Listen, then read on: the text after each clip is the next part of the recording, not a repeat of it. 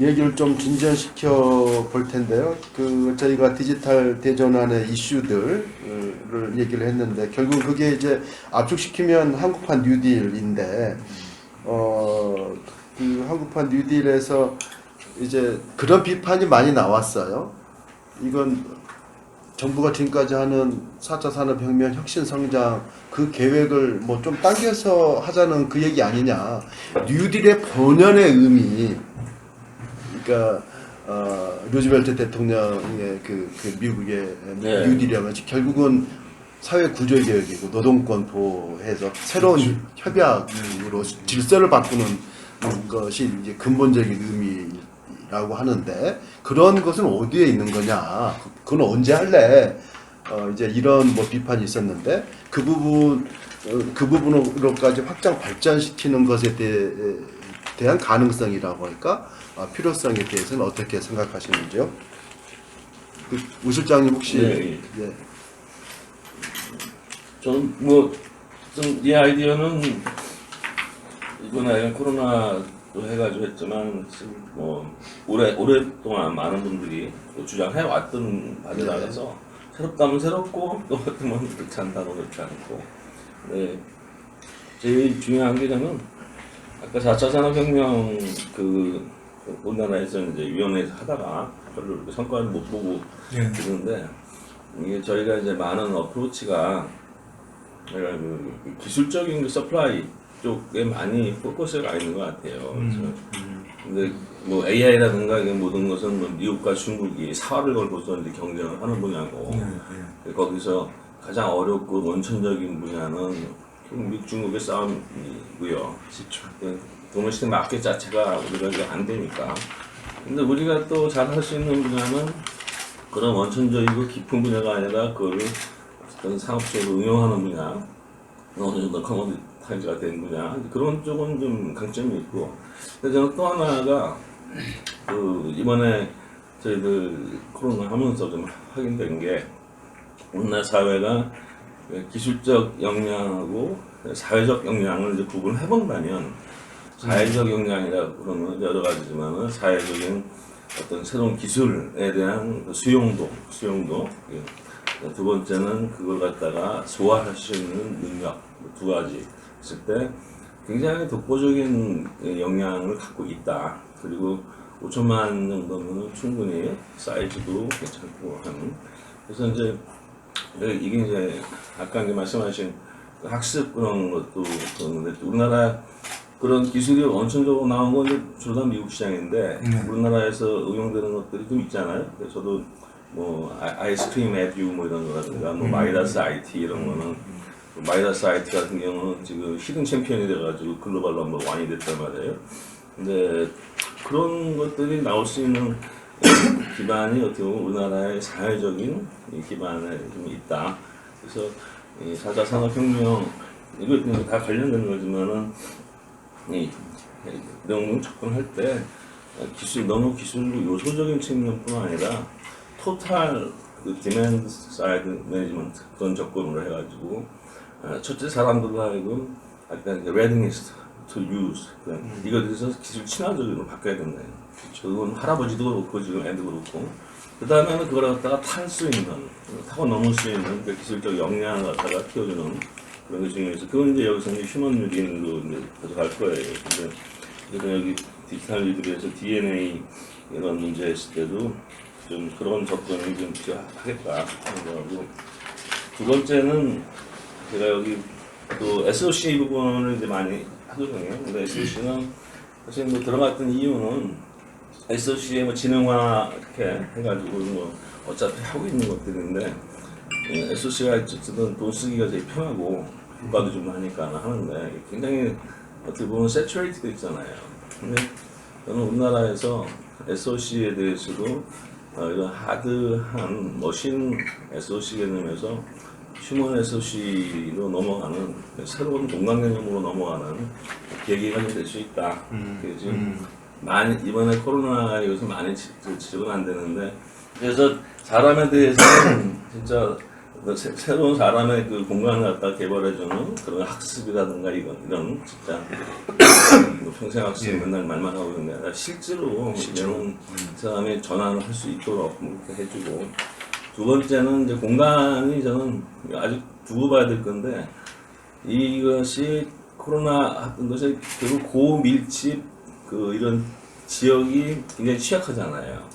그래서 좀 더 전원적이고 수평적이고 분산적인 쪽이 그나마 이보다 건강한 더 건강한 지역인데 로버스트한 지역인데 과연 우리나라에서 앞으로 코로나가 지금 끝난 게 아니고 코로나가 진행된다면은 앞으로 공간 배치라는 것이 어떤 개념으로 갈까 하는 생각도 좀 들고 그다음에 우리나라가 앞으로 공간을 전략을 어떻게 가져갈까. 그러니까 저는 수평형 분산형으로 얘기를 하는데요. 한마디로. 그래서 뭐 서울 중심으로 굉장히 높이 올라가는 게 옛날 모델이라면은 거기서 좀 낮춰가면서 옆으로 분산시키는 정책으로. 근데 그게 SOC 투자라든가 이쪽으로는 앞으로 팔아먹을 게 굉장히 많거든요. 그다음에 뭐 여러 가지 학교 모델이라든가 병원 모델이라든가 그것이 다 바뀌기 때문에 이거는 규모가 상당히 큰 규모. 될 수 있어요. 근데 지금 이번에 정부가 했었던 SOC 이쪽은 그냥 기존에 하던 다리나 뭐 이런 데다가 거기에 지능화 심는 그런 거지. 센서하고 로봇 투입해가지고 그 새로운 공간 스마트화하는 구성이라는 쪽으로까지 안 가는데 저는 포스트 코로나 이후에 새로운 주거 형태, 새로운 공간 형태는 뭘까 하는 것도 생각을 해서 같이 휴먼 터치, 스마트 터치 이것이 아마 좀 될 필요가 있겠다. 이게 특히 앞으로는 뭐 학교 안 오도 비대면으로 많이 가능하잖아요. 그렇죠. 그러니까 이전처럼 꼭 굳이 해가지고 전철 타고 학교 가야 되는 시절이 좀 들어가도 되기 때문에 충분히 앞으로 병원 문제라든가 교육시설 문제 이게 되게 되면은 수도권에 갖고 있었던 그런 압박 그런 것도 좀 풀 수가 있고 그린 뭐 우리 김 교수님 전공하시는 펀더멘탈하게 그린 문제에 좀 접근할 수 있는 그런 게 좀 될 수도 있겠다. 그래가지고 지금 이번에 하는 건 어쨌든 뭐 이렇게 해서 당장 경기 따른다는 거 맞겠다고 그러는 건데 이거 가지고 뭐 맡기는 게 쉽지는 않을 거고 그래도 어차피 해야 될 사업을 하고 있다고 평가합니다. 예. SOC 지능화 이 문제를 확장시켜서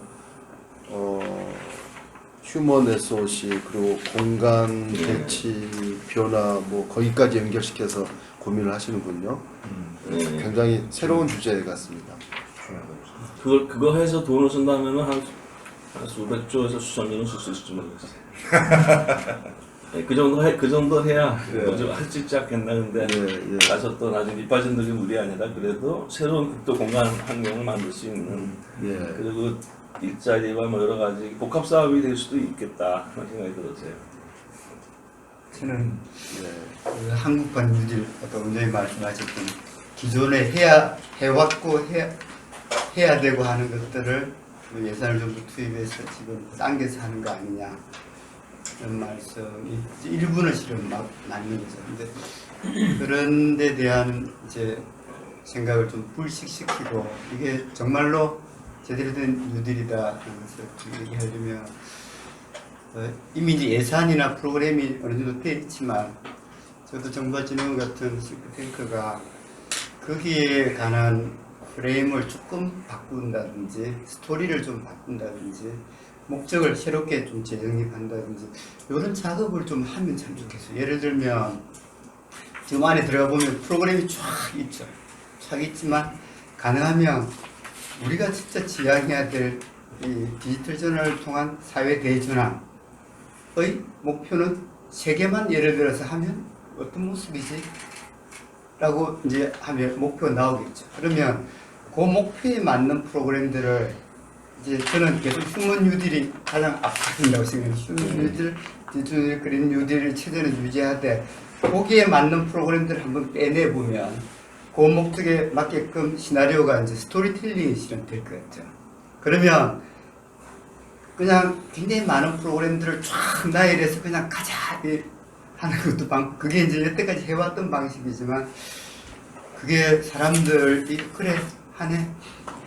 그 처음에 뉴딜을 했을 때는 그냥 토목공사로 간다.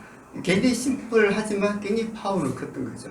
지금은 그런 좀 목적이 좀 명확하되 그 사람들이 식별가를 3개 이상 되면 식별하기 힘들다 그러잖아요. 그러면 가장 큰 3대 목표는 뭐지? 그거 다시 한번 좀 재정립을 해가지고 거기에 맞게끔 좀 진열을 정리를 하고 거기에 지금의 프로그램들이 다 안 들어가도 저는 된다고 봐요. 그러면 지금 100개의 프로그램이 돌아가고 있는데 그 중에 이 3대 목표에 30개가 들어간다. 40개만 들어가도 조금 더 뚜렷해지는 거죠. 그런 작업을 저는 한번 하면 좋겠다는 생각이 듭니다. 기재부에서 그렇게 해달라고 요구하고 있어요. 지금. 아, 그렇습니까? 어려워서 지금 못하고 있는 정말로 거지. 근데 뭐 저는 정보진흥원의 싱크탱크와 외부 전문가들 좀 활용하면 가능하다고 봐요. 이게 이제 사람들은 굉장히 변화를 싫어하고 이런 프로젝트를 할 때조차도 자기가 할 수 있는 것, 해왔던 것, 하기 쉬운 거 이런 것들을 하게 되거든요. 근데 좀 어렵더라도 시간이 걸리더라도 진짜 해야 되는 거는 뭐지? 이런 것들을 한번 해봐가지고 처음에는 그러면 굉장히 허접할 가능성이 있으나 시간이 지나면 그게 축적이 되면 저는 좋아질 것 같다는 생각이 지금 말씀하신 제가 이제 생각이 나는 영국에서 이제 EU 포함해서 이제 그 마주카토라는 그 여자 교수인데 그분이 이제 좀 미션 오리엔티드 이노베이션 팔러시 해가지고 그 지금 말씀하신 그런 굉장히 도전적인 과제고 그러나 구체적인 목표가 주어지고 사회에 굉장히 큰 문제를 해결하는 그런 걸 담고 있는 그 거대 메가 프로젝트를 위에서 설정하지만 그걸 구성하기 위한 중간에 어떤 단계적인 세부 목표들이 있고 그거를 서포트하는 굉장히 세부 프로그램들을 굉장히 유기적으로 복합적으로 이렇게 디자인해가지고 네. 그걸 풀면은 그냥 온갖 이 산업 간의 또 섹터 간의 이 융합과 교류가 일어나면서 엄청난 파급 효과가 이제 나올 거다라는 그 개념으로 이제 그 옛날에 미국의 아폴로 프로젝트나 무슨 맨하탄 프로젝트를 이제 본따서 지금의 사회 문제를 해결하는 걸 목표로 추진하는데 저는 굉장히 그게 우리도 그런 도입해서 좀 부처 간의 이런 벽을 깨고 전체가 융합된 복합된 프로젝트로 구체적인 목표를 딱 제시하고 상당히 중요한 좀 방식이 아닌가. 그분이 그린 뉴딜에 관한 글을 그렇죠. 그분이 굉장히 그걸 적극적으로 지금도 하고 계시죠. 네. 아주 주목할 만한 글이라서. 예. 그러니까 뉴딜을 통해서 저희가 달성할 수 있는 가야 할 어떤 궁극적 목표, 반드시 해야 할 변화의 길을 제시하고 거기서 스토리텔링으로 과제들을 이렇게 하는 거 물론 그 굉장히 고민해야 될 프로젝트인데 그 한 가지 저희 그 어려운 점이 있다면 그리고 놓치지 않아야 할 점이 있다면 이 지금 뉴딜 나오는 배경이 코로나 팬데믹 상황이라고요. 위기 상황, 아주 대통령 표현대로 하면 전쟁 같은 전지 상황이란 말이에요. 특히 고용과 실업 문제. 앞으로 9월, 10월 되면 더 힘들어진다는 거 아니에요? 네. 더 쏟아져 나온다는 건데 이걸 빨리 그 수습해 주는 거, 일자리를 만들어 주는 것이 굉장히 급하단 말이죠. 그러니까 이런 이 발등에 불을 꺼가면서 그리고 이게 이 미래의 길, 디지털 대전환이기도 하면서 그린 전환이기도 하면서 휴먼 뉴딜도 되는 이제 이런 고리를 잘 잡아가야 되기 때문에 저희들 과제에 어려움이 있는 것 같아요. 정말 그렇습니다. 예. 그래서 이제 그런 이제 고민을 안고서 좀 더 구체적으로 이 디지털 뉴딜과 그린 뉴딜의 연계 방향, 시너지 거기 있는 이슈들을 좀 얘기를 강론으로 좀 들어가 봤으면 좋겠는데 예 그 김상혁 교수님께서 우선 그린리들 중심으로 알겠습니다. 네. 제가 딜이라는 그 어원을 한번 찾아봤는데 딜이라는 어원을 이제 일단 이거죠. 이게 제가 빵이 있는데 이걸 일단 나눠서 이 나눈 것에 서로가 만족해야지 딜이 성립되는 겁니다. 그러니까 어떻게 보면은 그 이해 당사자끼리의 새로운 거래에 합의를 해야 된다는 건데 그린 뉴딜이라고 얘기하는 거는 목표가 있어야 됩니다. 네. 목표가. 그러니까 지금 이 시대를 변화시키는 것이 하나는 디지털라이제이션이고 하나는 기후변화의 그 거대한 충격으로부터 벗어나기 위한 탈탄소화, 디카보나이제이션이거든요. 디카보나이제이션이 그린딜을 하는 목표입니다. 이런 세상으로는 살 수 없기 때문에 지속가능한 세상이 되기 위해서는 온실가스를 줄여야 된다는 거죠. 그래서 그린 뉴딜 할 때 유럽에서는 넷 제로 2050년까지 그 탄소 중립의 목표를 갖고 가겠다. 근데 현재 그린 뉴딜 이 정부에서 논의할 때 아쉽게도 어떤 타겟이 없어요. 그럴 만한 이유가 있습니다. 뭐 이걸 제가 이 자리에서 세세하게 말씀드릴 건 아닌데 그런 목표가 없이는 이걸 왜 하는지 설명할 수가 없어요. 그런데 지금 그 원장님 말씀하셨지만 2009년에 그린 뉴딜 1라운드가 있었습니다. 한국에서. 그때는 2008년에 저타선 녹색 성장이라는 것이 국가 비전이 선포된 지 한 달 만에 리만 브라더스가 파산 신청하고 글로벌 금융위기가 확 찾아왔어요. 그래서 야, 뭐 녹색 성장 시작도 하기 전에 끝났구만 이런 얘기도 있었습니다. 그런데 그 위기를 극복하기 위해서 대규모의 재정 투입이 정당화되고 네. 그래서 그런 대규모 재정 투입을 통해서 경제에 급한 그 죽어가는 경제를 살리고 일자리 창출을 하고 그러나 온실가스를 줄이는 목표 이 세 가지 목표를 잡고 했는데요. 짧게 결과를 말씀드리면 시행착오도 많았어요. 일자리 창출 효과가 한 76만 개 나왔습니다. 노동연구원 조사에 따르면 다른 쪽에서만 한 50만 개 정도 그쳤을 거라는 거예요. 50조 원을 집어넣어서 그다음에 뭐 거기 새로운 녹색 기술 이런 것들이 많이 올라왔지만 특히 중요한 건 온실가스 증가율이 2009년 10년에는 9% 하던 것이 2012년에는 0.4까지 내려왔어요. 온실가스 배출 증가율이 쭉 내려왔어요. 그런데 이제 2012년하고 2013년에 정부가 바뀌면서는 그건 이제 없던 딜이 돼버린 겁니다. 무슨 딜을 할 때 1, 2년 안에 큰 전환은 절대로 줄 수 없습니다. 지금 이 정부가 구상하는 디지털 뉴딜, 그린 뉴딜 참 옳은 방향이라고 생각을 해요. 근데 이걸 2년 만에 달성한다? 전혀 못합니다.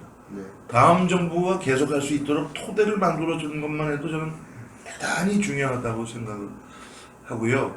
그래서 그린 뉴딜 할 때는 이것을 왜 하는지에 대한 목적, 타겟이 분명히 설정이 돼야지 더 많은 분들의 참여 그리고 정파를 초월한 협력이 있을 것이다 이런 말씀 좀 드리고 싶고 디지털과 연결해서 보면은요 참 이 시간이 별로 많이 안 남았죠 지금 이제.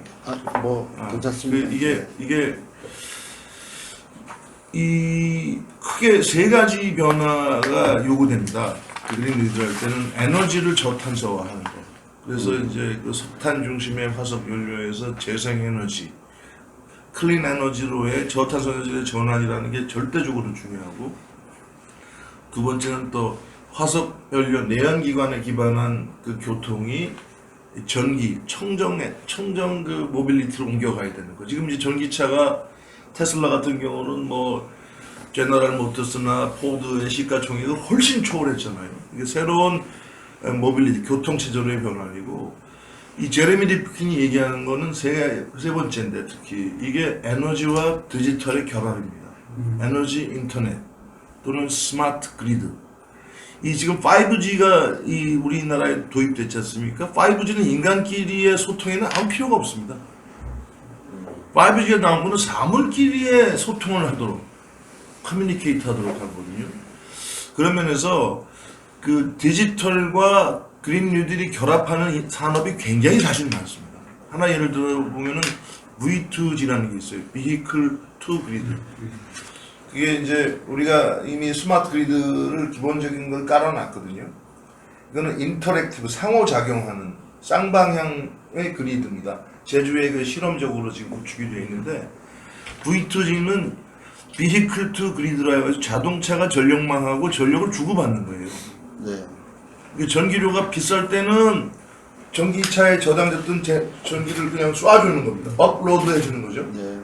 그리고 전기료가 좀 쌀 때는 심야나 이럴 때는 오히려 그때 전기를 받아들이는 거예요. 그래서 자동차 자체가 움직이는 에너지 저장소. 운반체 이런 식으로 그게 디지털 기술이 없으면 불가능해요. 디지털로 이 전력망이 쌍방향 이 커뮤니케이션이 안 되면 안 되는 거고 또 하나 VPP라는 게 있습니다. 가상 발전소, 가상 파워 플랜트인데 이게 이제 이 분산 발전, 태양광이나 이게 소형 발전들이 많이 일어나지 않습니까? 전국에 산재되어 있는데 그 하나하나는 굉장히 작아요.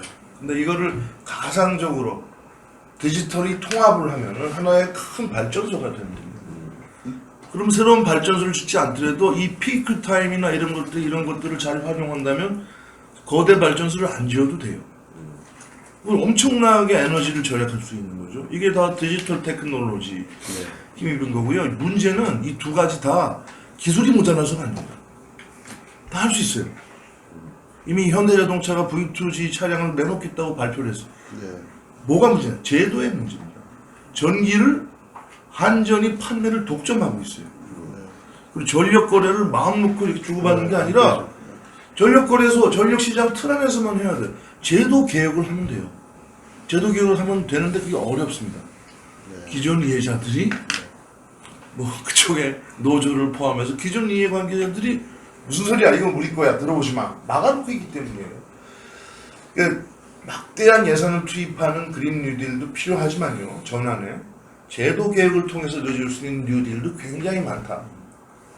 그리고 디지털과 그린은 찾아보면 너무나 많이 그러니까 인공지능을 통해서도 지금 기후변화 시나리오를 예측하는 시대가 오고 있거든요. 사진을 찾아보면 너무 열거하기 힘들 정도로 많이 있습니다. 변화는 양쪽에서 같이 오는데 공통 분모를 깔고 있다. 저는 그 점을 좀 말씀드립니다. 네. 김 교수님 말씀드리니까 아주 뭐라고 할까 세상이 좀 더 달리 보이는 것 같아요. 희망차 보이고 할 일이 갑자기 많아지고 할 일은 많을 것 같습니다. 저도 그 말씀드리면서 옛날에 그 우주발 때 뉴딜 할 때 그렇죠. 예. 3R이라 그래가지고 그렇죠. 릴리프, 리커버리, 리폼이 리폼을 했죠. 리폼이라는 노동권을 게 상당히 단순히 그냥 피스칼 돈을 좀 넣어주고 이게 아니라 저처럼 노동시장 맞습니다. 내부터 규제도 있고 뭐 예. 굉장히 폭넓게 함으로써 나중에 경제가 이렇게 충격으로서 또 회복되실 때 더 높은 수준에 올라설 수 있는 그 기반을 만들었거든요. 그런 사회적인 컨센서스를. 그래서 이번에도 뭐 단순히 돈을 뭐 75조, 76조 쓰고 이런 것보다 사제에 어떻게 해서라도 좀 이해관계라는 게 어차피 안 넘어서서는 안 되거든요. 그럼요. 이게 이제 규제 문제부터 교육 문제부터 예. 여러 가지 해서 이거 안 하면은 우리 미래가 진짜 없다 하는 생각으로 일단은 교육 같은 경우 상당히 좀 잠재력이 있는 것 같아요. 예. 우리나라 여기 지금 사업 하시는 분들도 엄청나게 뛰어나고 학생들도 반응이 좋고 뭐 그래가지고 근데 거기 일반 교원들이나 교원님들이라든가 그 이해관계가 모든 셀 텐데 그런 식으로 해서 이 세 번째 제도 개혁 부분을 진짜 여기서 뭐 완수는 못하더라도 좀 잘 좀 갔으면 좋겠다 하는 생각이고 저는 한 가지는 현실적인 기대가 뭐 뉴딜을 하지만 뉴딜의 궁극적인 목적이 어딜까 하는 게 그러면 충격 이전에 코로나 충격 이전의 복원이겠는가? 뭐 그렇다면 이제 2% 정도 성장률을 타겟으로 가는 거거든요. 근데 그것도 좀 확실치가 않은 것 같아요. 이게 어차피 우리나라에서는 2%는 받아들이기 어려운 수준으로도 많이 인식이 됐었거든요. 근데 지금은 그나마 감지덕지하는 것이 됐는데 그런 부분에 대해서도 정확히 해서 이 세 번째 특히 이제 그 제도 개혁까지 들어가는 해서 왜 이걸 하느냐 했을 때 어차피 넘어져가지고 그 옛날에 있었던 그 상태가 아니라 그래야만 저는 뉴딜이란 말이 현대판의 뉴딜이란 말이 좀 되지 않을까 하는 생각이 들고 차기 정부에서 지도가를 할 수 있는 것 같은 생각이 듭니다. 그 김상길 교수님께 좀 질문해보고 싶은 게 이제 방향을 알겠는데 네. 이게 정부 그린 뉴딜 정책으로 확정되고 구체화되려면 이게 하나하나 그 사업 과제가 이제 정책화돼야 맞습니다. 되잖아요. 맞습니다. 과제 목표가 분명해야 되고 네. 거기에 쓰이는 정책 수단이 네. 확실해야 되고 네. 투입과 산출이 이렇게 네. 예상 가능해야 되고 근데 네. 그렇게 말씀하신 것들이 구체적인 정책 목표로 이렇게 잘라낼 수가 있는 건가요? 저는 있다고 생각합니다. 저는 있다고 예를 들면 어떤 사업을 예를 보내면 들자면요. 예를 들면 이제 올해 한국이 NDC라고 국가 온실 감수식 목표에 새로운 거를 제시하게 돼 있었습니다. 근데 그게 코로나로 기후변화 당사국총회가 내년으로 연기가 됐어요. 하지만 그 숙제는 올해 한국도 내야 됩니다. 내야 되고 그런 작업들을 하기 위해서는 2030년, 2050년 대한민국은 어떠한 온실가스 감축 경로를 갈 것인가에 대해서 국제사회에 약속을 해야 되는 거예요. 그런 약속하에서 우리가 여러 가지 에너지를 많이 쓰는 나라고 하기 때문에 유럽처럼 넷 제로 달성은 어렵다면 한국적인 상황에서 베스트 시나리오를 제시를 해서 더군다나 이 코로나 충격으로 인해서 이 에너지나 온실가스 배출이 상당히 지분을 좀 줄어들어 있는 상태예요. 그리고 비대면 경제 활동이 된다면 더 줄어들 거고 그래서 한국이 그런 노력을 좀 더 해서 2030년 그다음에 2050년의 목표를 새롭게 설정을 해서 거기에 백캐스팅이라고 합니다. 이렇게 줄이기 위해서는 어떠한 변화가 건물 부문, 교통 부문, 에너지 부문, 산업 부문, 농업 부문 이렇게 쭉 다시 나오고요. 그런 것들을 섹터럴하게 볼 뿐만 아니라 전체적으로 서로 결합했을 때는 어떠한 새로운 성장 엔진을 키울 수 있겠는가. 요걸 연결시키려면은 어떠한 것들에 집중 투자라는 등이 나오거든요. 아까 제가 말씀드렸듯이 에너지와 디지털이 계속 결합되도록 하는 거. 그거 한국이 잘할 수 있는 분야거든요. 근데 서로 다른 세계에 있어요, 지금 그냥. 사실 같이 논의하면 그림이 보이는 영역들인데. 근데 그것도 일단 목표가 있어야지. 네. 그 목표 속에서 사람들이 의미를 찾을 수 있고 관계를 맺을 수 있기 때문에 그거부터 좀 내주십사 하는 꼴탁이죠, 저는. 네. 혹시 그 에너지와 디지털의 결합을 굉장히 강조하시고 당연히 지속 가능한 그린 에너지, 그린 딜이 되기 위해서 디지털의 힘이 뭐 당연히 백업 될 거 아니겠습니까? 그 부분에서 더 보충 말씀 있으시면 해주시죠. 아까 그 제러미 리켄 말씀하셨는데 저도 그 한계 비용 제로 사회 그걸 이제 상당히 진짜 그런 책 읽고 감명받기가 쉽지 않은데 상당히 정말 설득이 많이 됐어요. 그러니까 이상적인 아니 실제로 그런 방향으로 좀 가고 있는 거죠. 경로에 있는데 뭐 지금 사실 이제 에너지 그 정책 환경으로 가는 거는 이제 중요한 하나의 트랙인데 지금 현재 당장은 뉴딜 관점에서 지금 닥친 위기와 고용 이런 거를 빨리 어떤 뭐 프로젝트를 만들어서 이제 그 사람들을 고용도 만들어내면서 이제 미래 지향적인 인프라로 이렇게 바꿔나가는 이런 게 동시적으로 진행이 돼야지 이제 맞는 방향인데 여기 저는 구체적인 메커니즘은 잘 모르겠습니다. 근데 그 제러미 립킨이나 유럽에서 이제 제러미 립킨의 그 어떤 아이디어를 받아들여서 지금 그쪽으로 그 탄소 제로 사회로 가고 있는데 그 이 이행 과정에서 이 인프라나 모든 그 에너지에 관련된 그런 시스템을 바꿔가면서 상당히 많은 사람들의 고용이 창출된다고 이렇게 보고 있더라고요. 네. 그냥 어느 한순간에 그냥 순간적으로 바뀌는 게 아니지 않습니까? 네. 모든 이 물리적인 인프라라는 게. 그러면은 이제 그러니까 이건 토목공사도 아니고 이 그린 인프라 그다음에 IT 인프라가 복합된 이제 사회적인 인프라로 바꿔가는 거기 때문에 기술도 들어가고 사람의 노동력도 들어가고 막 굉장히 복합적으로 이 고용 창출력이 상당히 있는 걸로 그렇게 저는 이해하고요. 근데 그 부분에서 어떤 구체적인 고용 창출 프로젝트가 잘 안 보이더라고요. 그래서 저는 거기가 좀 우리가 좀 이렇게 개척을 해야 되는 분야가 아까 아닐까. 우 실장님 말씀하신 저도 똑같은 느끼는데 지금 우리가 고용 창출 능력이라는 거는 그 고용 창출 개수에다가 그 산업 특성을 이렇게 해가지고 거의 기계적으로 나오는 수준이거든요. 예. 전 정밀한 연구가 필요하다. 그런 거가 잘 연구 차원에서 백업이 안 됩니다. 막대한 재정이 들어가야 되는데 정말로 어느 정도 일자리 창출 능력이 있는 거야 답을 못 해요. 이건 아주 중요한 문제 제기를 지금 실장님이 해주셨어요. 네. 일부러 그러는 게 아니라 몰라요 잘 문제를. 네. 저는 고용 측면에서 짧게 한마디만 드리면은 제가 이제 세종으로 저희 고용들에 갔잖아요. 근데 가서 집을 이제 전원주택을 이렇게 같이 해가지고 내려간 사람들하고 이제 같이 개발했어요. 그러다 보니까 전혀 다른 삶을 살게 되는데 아 이렇게 사는 방법도 있구나 하는. 그리고 주변에 땅이 많아요. 주변에. 그래서 서울이라는 데가 굉장히 살기가 비싼 데라.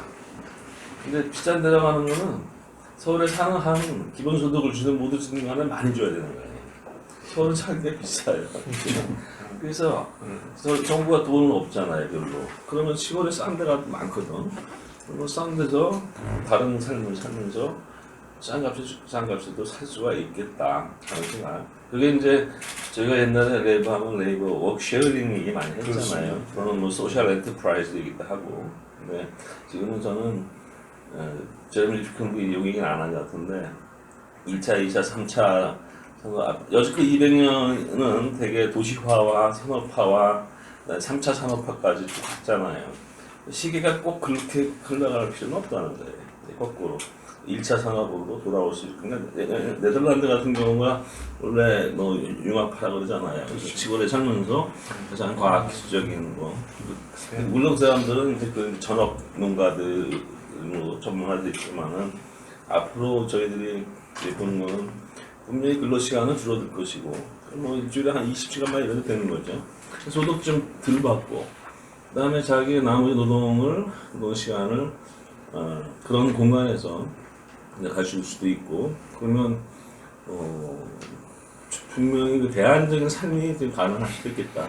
근데 그게 옛날 같은 경우는 그 낙후된 삶이죠. 시골에서 문명에 접하지 못하고. 근데 이제는 뭐 IT 다 있겠다 뭐 해가지고 전혀 그런 게 없고 액세서빌리티, 텔리메디신, 텔리에듀케이션, 쾌적한 생활비싸.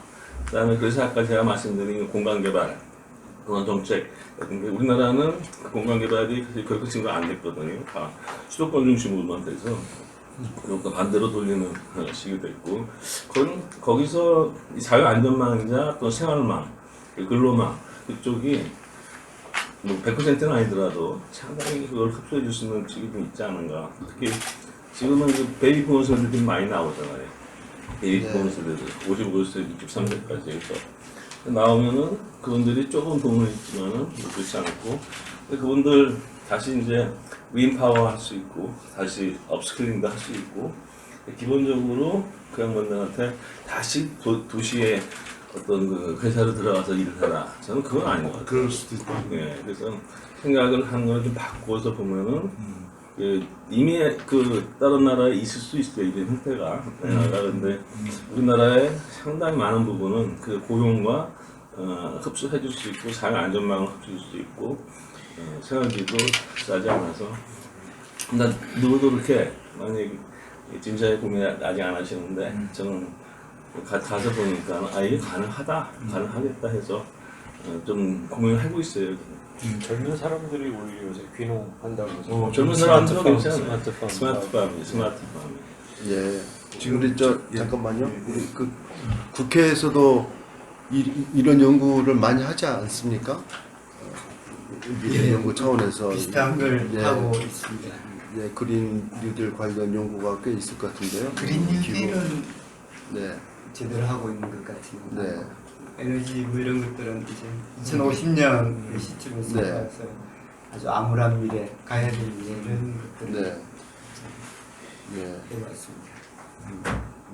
그 그린 리들 중에서 지금 저 우리 기동 원장님도 좀 말씀 휴먼 리들하고 연결된다는 말씀하셨고 자연하고도 실제로 그 영어 표현이 좀 해서 죄송합니다만 네이처 베이스드 솔루션 해가지고요. 말은 멋있지만 그 나무 심기, 숲 가꾸기 이런 것들이 굉장히 중요하게 재조명받고 있습니다. 탄소 흡수할 수 있는 하나님이 주신 선물이니까. 그리고 그래서 자연이라는 것을 경제에 포용하기 위해서 이게 그 케이트 레이버스 같은 도넛 경제학 하는 사람들 있잖아요. 그런 사람이 자연을 경제 속으로 끌어들이는 노력을 굉장히 많이 하고 있다 이런 말씀을 드리고 좀 약간 우스갯소리일 수 있습니다만 이 비잉 디지털이라는 책을 쓴 네그로 폰테라는 교수 있잖아요. 네. MIT 미디어. 근데 그 양반을 제가 한 번 한국에 초청을 해서 한 적이 있는데 인간 같은 포유류는 하루에 4시간 이상 일하면 안 되게 설계가 되어 있다는 거예요. 인간 포유류는 4시간만 일하고 나머지 놀도록 설계가 되어 있는데 자꾸 일 많이 해서 암도 생기고 그러는 거야.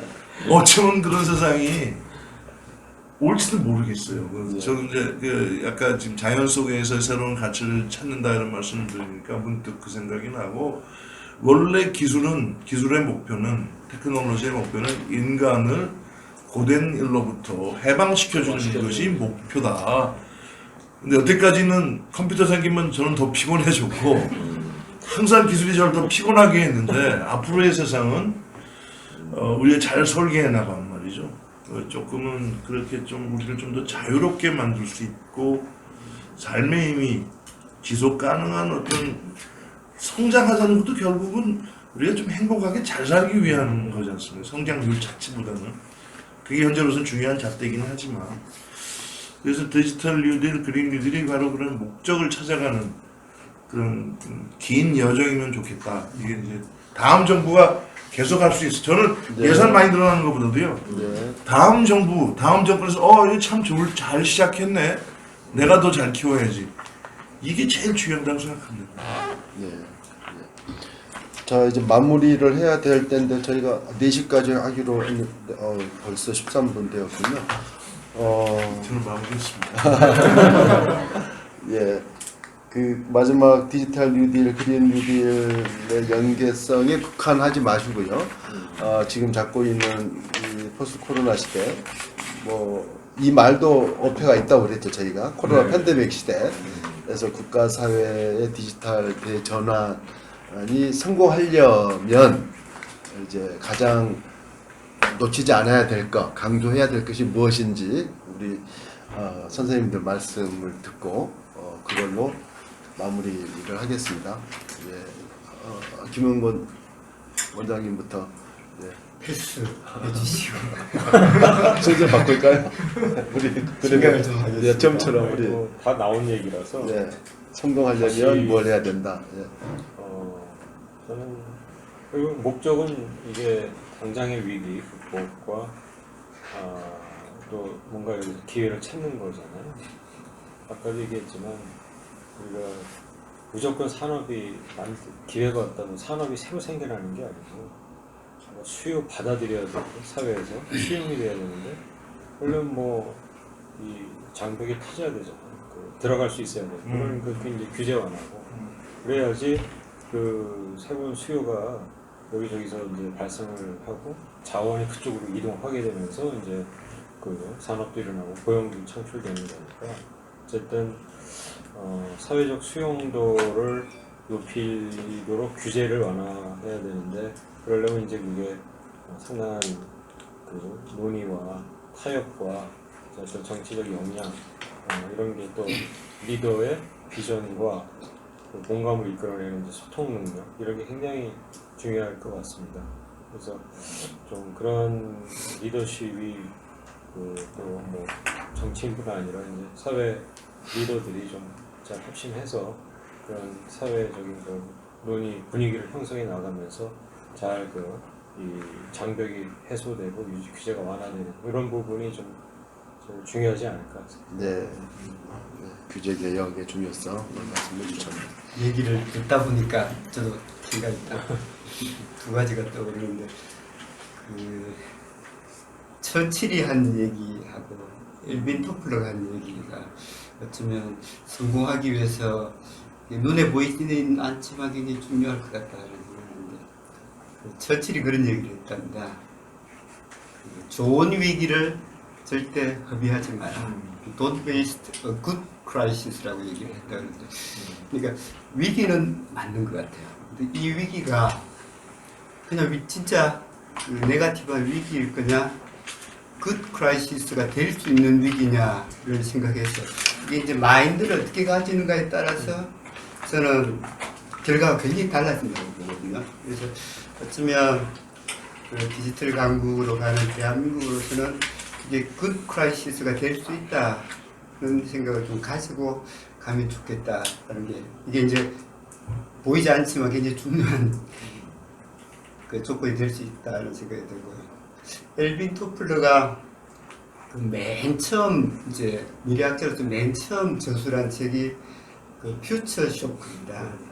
1970 딱 50년 전이죠. 퓨처 쇼크, 미래 쇼크를 이제 저술을 하면서 제가 그 책하고 이 코로나 위기를 연결시켜 보면 코로나 위기는 위기도 맞지만 어쩌면 굿 크라이시스로 본다 그러면 새로운 미래를 만드는 코로나 쇼크다라고도 볼 수 있을 것 같아요. 그러니까 쇼크라는 게 왜 굉장히 나쁜 쇼크도 있고 쇼크를 받아서 좋아질 수도 있는 거죠. 그런 차원에서 좋은 의미의 쇼크로 받아들이면서 뭔가 정책을 펼쳐나가면 좋겠다는 생각이 듭니다. 네. 우천식 실장님. 저 그냥 지난번에 제가 아마 이런 거를 비슷한 거 하나 했는데 그때 코로나 사태가 우리나라한테는 딱 두 가지의 좋은 선물을 남겼다. 하나는 국격이라는 면에서 이제 어디 가서 한국 했을 때 더 괜찮아졌다. 대단한 거죠. 두 번째는 우리 스스로에 대해서 우리가 사회적 자본이 항상 컴플렉스가 있잖아요. 사회적 자본. 우리는 왜 사회적 자본이 없냐? 그래서 우리가 이번에 비교했던 거는 한국이 가지고 있는 사회적 자본. 그래서 우리도 뭐 굉장히 선진시민이야 뭐 이런 거죠. 굉장히 중요한 자기 발견이었다. 근데 이게 한 가지 아쉬운 거는 그러니까 이게 저는 코로나 이번에 위기가 앞으로 팬데믹으로 갖고 하더라도 깊은 가치의 전환과 재발견까지는 가는 것 같지 않다는 생각이 들어요. 그래서 그냥 좀 벙벙 이게 좀 멍한 상태죠. 그래서 혼란스러운 상태. 그래서 와중에 어쨌든 이거 굉장히 방역 잘했던 나라로서의 프라이드도 있고 정치는 또 정부대로 그거에 대해서 기울고 그건 얻으려고 그럴 것이고 한데 이제 경제는 어려운 거는 앞으로 그냥 아주 지긋지긋 해가지고 계속 올 거고 그죠? 예, 자기가 월급 안 깎였으면 몰라도 지금 많은 데서 월급 깎이는 데도 있고 잘리는 데도 있고 이런 문제들도 이제 계속 있어서 우리나라에 있어서 굉장히 중요한 사건으로 코로나 코비드가 기억이 될 텐데 어떤 식일지 잘 모르겠고 여기서 이제 그 국격 사회자본 이런 경쟁에 대해서 좀 더 깊은 문제의식이 있으면 좋겠고 저는 KDI가 저희 회사이지만 하나도 지금 코로나 이게 지금 4개월쯤 지났잖아요. 이거에 대해서 보고서를 낸 게 없어요. 예? 영문도 없고 당연히 육문도 없어요. 그래서 원래 명문 대가기 때문에 인정하지 않는다. 이제 다케다 신겐이라 그랬어요. 산이다 산. 그래서 내년 아마 하반기나 돼야 보고서 나올 거다. 그동안 굉장히 문제가 리스폰시브하지 않다. 근데 다행히도 다른 데서는 좀 나오고 제가 근데 좀 더 좀 바라는 거는 이 코로나에 대해서도 그 논의의 그 판을 쥐고 있는 애들은 다 뭐 브루킹스니 해가지고 다 외국어들이나 이거죠. 근데 어떻게 보면 가장 모범 사례도 되고 그래서 우리나라인데 그래서 우리나라가 좀 이런 데서 더 리더십을 좀 가져야 될 텐데 그게 그렇게 쉽지는 않은 것 같다는 거죠. 뭔가 좀 저희도 좀 handle 하고 있는데 아무튼 이런 문제가 도파할 때까지는 좀 더 시간이 걸릴 것 같고 얼마나 많은 사람들이 이걸 통해 가지고서 삶이라는 것과 어떤 행복에 대해서 깊이 생각을 해봤을까 그냥 그런 게 없이 가는 게 아닌가 해가지고 앞으로 정책에서 하는 것도 디지털 강국 이제 많이 쓰는 거잖아요. 그러니까 개발 국가가 많이 쓰는 말이라는 거죠. 근데 행복이라는 거 이런 개념보다는 경쟁력, 강국 그래서 아직 그런 건 좀 저는 개인적으로 아쉽다고 생각합니다. 저는 뭐 아까 결론 말씀을 올렸습니다만 우리 김영권 원장님이 좋은 위기를 낭비하면 안 된다는 말 때문에 한 말씀만 더 보태면 이게 코로나가 왜 생겼느냐 이런 전염병이 왜 생겼느냐 이게 인수공통 감염병이잖아요. 이게 인간이 과도하게 이 동물과 생태계를 침범해서 벌어지는 일입니다. 그리고 또 인간이 과도하게 화석연료를 많이 쓰기 때문에 벌어지는 거죠. 네. 저는 이런 그 전염병도 문제지만 이제 그 동아시아에 있던 댕기열 같은 것도 모기가 서식지가 바뀌어서 계속 올라오고 있거든요. 그쪽 네. 살던 모기가 전혀 없던 질병도 많이 생길 것 같아요. 그래서 저는 이 코로나 위기를 극복하기 위해서는 유엔 사무총장 안토니오 구테레스 사무총장이 한 얘기로 제 말씀을 마무리 짓고 싶습니다. 코로나 위기의 진정한 극복은 클린 앤 그린 트랜지션 깨끗한 녹색 전환이 가장 궁극적인 답이 될 것이다. 그래서 디지털 뉴딜, 그린 뉴딜이 다음 세대를 위해서 계속 그 방향으로 전진되기를 바란다. 이런 말씀을 좀 드리고 싶습니다. 예, 그 선생님들 좋은 말씀 감사드리고요. 제 생각보다 훨씬 풍성한 논의가 된 것 같아요. 그 어디 좌담에 가면 이렇게 깊이 있는 그 얘기를 이렇게 허심탄회하게 하기가 쉽지 않은데 우리 선생님들 아주 속마음까지 다 드러내면서 말씀해 주셔서 굉장히 그 풍성했다는 느낌이고요. 그 코로나 위기가 쉽게 극복이 안 되고 언제든지 이렇게 재발될 그런 팬데믹 상황인데 그런 상황이 있을 때에도 또 오고 제2의 확산 이런 일들이 오더라도 이 경제가 붕괴되면 안 되지 않겠습니까? 그렇죠. 그 보니까 경제가 붕괴되고 위기가 오면 항상 그 사회적인 약한 고리부터 훨씬 더 직접적인 타격을 받더라고요.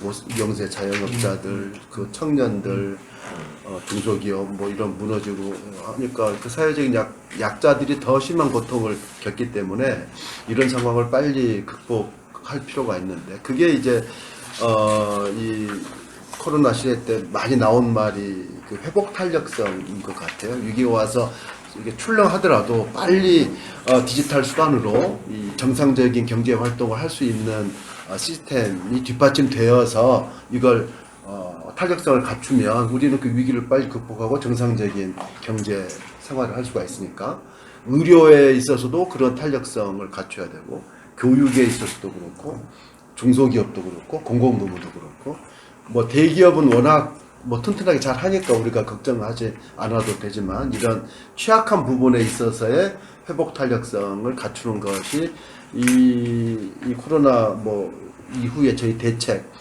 뉴딜에서도 가장 중요하게 고려해야 될 부분이 아닌가 저는 개인적으로 그렇게 생각을 하는데요. 그래서 이런 준비를 잘하면 저희가 한국판 뉴딜 설계를 잘해서 자원을 집중적으로 투입을 하면 말씀대로 위기가 위기로 그치지 않고 뭐 굿크라 좋은 위기 이걸 IMF 때는 우리가 외환위기를 극복하면서 이 IMF 위기가 우리 대한민국 경제 체질을 바꾸는 위장된 축복이라는 표현을 썼잖아요. 그러니까 그 비슷한 표현이라고 생각을 해요. 좋은 위기, 위장된 축복으로 우리가 이 위기를 전환시킬 수 있도록 그렇게 해야 될 것 같은데요. 제가 한 가지 이게 이렇게 되려면 제가 걱정하는 것은 계획을 아무리 잘 세우면 뭐합니까? 실행을 해야지 실행. 근데 너무 계획 세우는데 찐을 빼고 계획 세워놓고 돌아서면 잊어먹고 실행은 지지부진하고 이런 우를 반복해서는 안 되겠다. 실행이 더 중요하다. 이런 생각을 저희가 좀 해야 될 것 같고 실행하려면 제발 좀 과감하게 하고 그리고 아니 무슨 계획이 뭐 100% 성공하는 계획이 어디 있어요? 하다가 실패할 수 있잖아요. 그럼 유연하게 계획을 바꾸어 나가. 그런데 대한민국 정부는 실패하는 걸 두려워하잖아요. 실패가 없잖아요. 100% 성공만 있지. 그러니까 100% 성공하는 계획만 짠단 말이에요. 그런 종합 계획을 짜서 뭔가 멋있게 하고 이 추호도 빈틈없이 하려고 하는데 제발 그러지 말고 다급한 것부터 먼저 계획을 세워서 실행해보고 안 되면 고쳐나가고 그리고 새로운 아이디어가 생기면 더 추가해가고 그래야지 이 한국판 뉴딜도 처음에 이제 우선 급하니까 디지털 뉴딜로 시작해서 구체화했다가 그린 뉴딜하고 이제 휴먼 뉴딜하고 어디까지 갈지 모르겠어요. 이러다가 종합계획 세우다가 이제 1년 2년 갈 것 같은데 그러지 말고 계획보다 실행이 더 중요하니까 과감하게 실행해 가면서 잘못된 게 있으면 고쳐가면서 루즈벨트 뉴딜도 계속 수정하고 추가된 거 아니겠어요? 처음부터 뭐 계획 세워서 한 거 아니지 않습니까? 예, 그런 정부에서 좀 더 과감하고 유연한 실행 그리고 일관된 실행을 할 수 있도록 그런 체제를 갖추기를 저는 바랍니다. 네, 이상으로 오늘 저희 그 첫 번째 주제 코로나 팬데믹 시대 디지털 강국으로 둬야 그 주제를 한 좌담회를 마치겠습니다. 감사합니다. 아유, 감사합니다. 네.